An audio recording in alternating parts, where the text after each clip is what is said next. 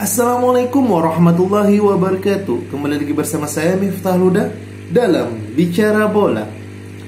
Pada kesempatan kali ini kita akan membahas lanjutan Liga Champions, yaitu di matchday terakhir Liga Champions antara RB Leipzig menghadapi Manchester City. Ya, sebenarnya pertandingan di matchday ke-6 grup A ini pada dasarnya sudah ada pemenangnya, sudah ada pemenang untuk lolos ke 16 besar, yaitu Manchester City selaku juara grup dan Paris Saint-Germain selaku runner-up grup. Jadi pertandingan di matchday ke-6 pada dasarnya hanya memperebutkan tiket untuk Europa League, di mana sebenarnya tiket Europa League juga sudah ketahuan di grup A bahwa RB Leipzig yang berhak untuk melaju ke fase Europa League karena dia menempati di peringkat ketiga. Karena melihat Club Brugge yang notabene juga sama-sama poinnya, akan tetapi karena Club Brugge kalah lawan PSG dan RB Leipzig mampu mengalahkan Man City, maka RB Leipzig yang maju sebagai peringkat ketiga dan melaju ke Europa League. Nah, bicara terkait matchday ke-6 RB Leipzig menghadapi Manchester City, tentunya kita tahu bahwa RB Leipzig butuh kemenangan untuk menjaga asah tampil di kompetisi Eropa walaupun Europa League. Sedangkan Manchester City itu berharap agar kemenangan harus didapatkan demi moralnya dia di pertandingan 16 besar nantinya. Akan tetapi Manchester City mengistirahatkan banyak pemain di sini. Sebut saja di situ ada Rodri, João Cancelo, Bernardo Silva, Aymeric Laporte, dan Gabriel Jesus yang mengalami cedera. Dari semua pemain yang diistirahatkan oleh Pep ini merupakan pemain-pemain inti yang setiap weekend week outnya itu sering bermain, sehingga kayak Bernardo Silva, Rodri itu butuh istirahat agar di pertandingan berikutnya, yaitu di matchday ke-15 Liga Inggris di akhir pekan, mampu bermain sangat efektif nantinya. Nah, pemain-pemain yang dibawa adalah pemain-pemain yang di pekan sebelumnya atau di akhir pekan sebelumnya itu tidak bermain sebagai pemain inti. Sebut saja di situ ada Kevin De Bruyne, Fernandinho, terus Jack Grealish di situ, terus Riyad Mahrez itu dimainkan di Liga Champions ini. Nah, di pertandingan kali ini tentunya kita tahu bahwa mereka pernah bertemu di matchday pertama Liga Champions di grup A ini di kandang Man City dengan skor 6-3 pada waktu itu. Pertandingan sangat menarik di mana saling jual beli serangan di matchday pertama. Dan di pertandingan ini juga sama demikian. Ya, walaupun kita tahu bahwa di matchday ini tidak ada penonton, tidak ada supporter dari kedua kubu, sehingga agak sedikit monoton gaya mainnya seperti Liga Champions di tahun 2020. Sehingga tidak ada antusias untuk pemain menunjukkan karakter aslinya di situ. Kekurangan penonton ini tentunya salah satu faktor kenapa kedua tim ini bermain tidak begitu antusias. Ya, walaupun jual beli serangan tetap dengan gayanya, akan tetapi masih ada yang kurang bumbu-bumbu di dalam pertandingan ini. Kita mengarah kepada RB Leipzig. RB Leipzig tidak dapat menurunkan Dani Olmo dan Yusuf Poulsen karena mengalami akumulasi dan cedera. Maka dari itu dari RB Leipzig menurunkan para pemain-pemain yang notabene punya kecepatan. Nkunku ditaruh di depan. Terus ada Emil Forsberg di situ, terus Szoboszlai di situ yang merupakan pemain-pemain yang memiliki kecepatan dan kelincahan di situ. Terbukti gaya main gigant pressing dari RB Leipzig mampu membuat kocar-kacir para pemain Man City.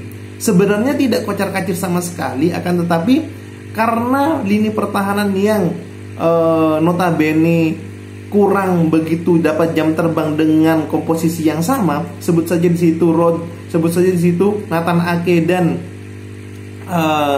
John Stone yang notabene tidak berpadu atau hanya berpadu ketika beberapa pertandingan saja, ditambah lini sayapnya yaitu Zinchenko, sehingga membuat para pemain Manchester City ketika dia mengalami serangan balik atau counter attack dari kubu lawan itu sangat-sangat keteteran. Ditambah Fernandinho yang semakin tua, kecepatannya semakin berkurang.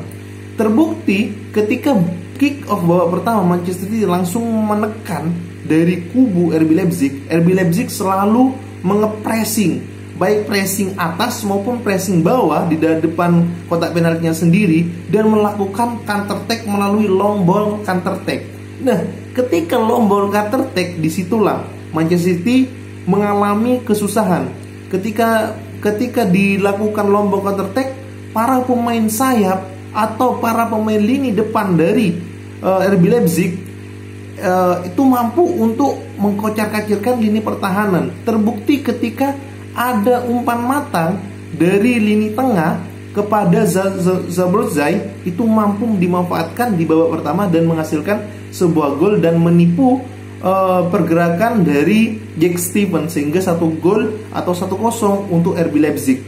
Apakah berhenti sampai situ? Tidak. RB Leipzig dengan kekuatan gegen pressingnya dan umpan 1-2 passingnya serta trupas dari lini sayap maupun lini tengahnya mampu membuat pertahanan dari Manchester City agak sedikit kendor.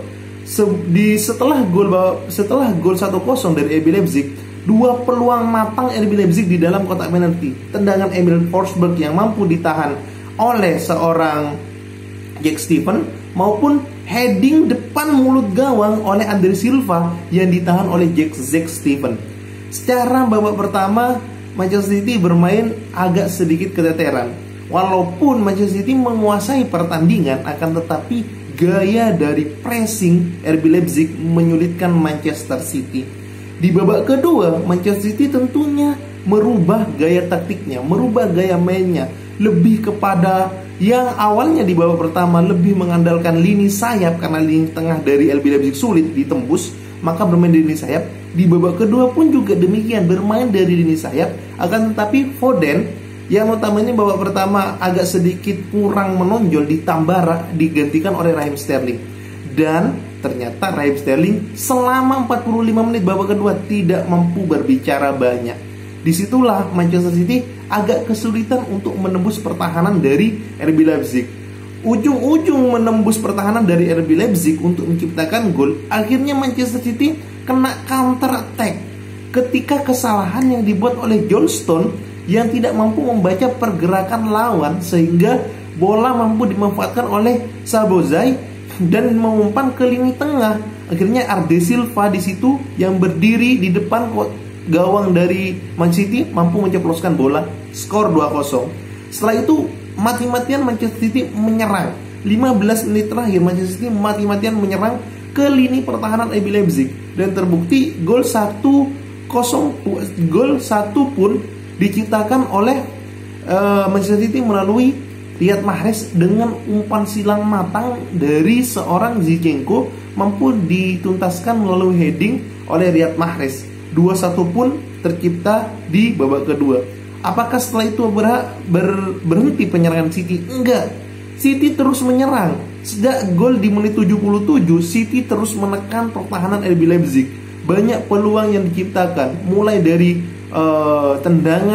tendangan dari Jack Grealish yang mampu ditahan, mulai dari tendangan dari luar kotak penalti yang mampu ditahan. Akan tetapi akibat kesalahan fatal di menit 83, kartu merah dari seorang Kyle Walker membuat Man City agak sedikit kendor dari sisi penyerangan, karena ketika kekurangan satu pemain, otomatis pemain tengah mundur ke belakang yaitu Fernandinho dan mengakibatkan lini tengah agak kurang untuk mensuplai bola ke striker dari Man City. Hal ini membuat Man City agak keteteran untuk menciptakan gol keduanya, sehingga sampai menit terakhir tetap 2-1 untuk RB Leipzig menghadapi Man City. Apapun itu, Man City tetap menjadi juara grup di grup A, dan semoga hasil ini membuat Man City lebih introspeksi diri bahwa timnya butuh beberapa penyerang